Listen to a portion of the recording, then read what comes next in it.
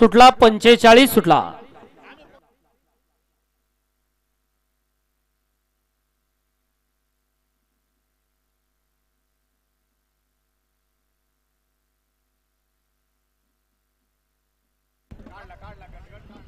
अतिशय सुंदर आणि निर्वाद वर्चस्व।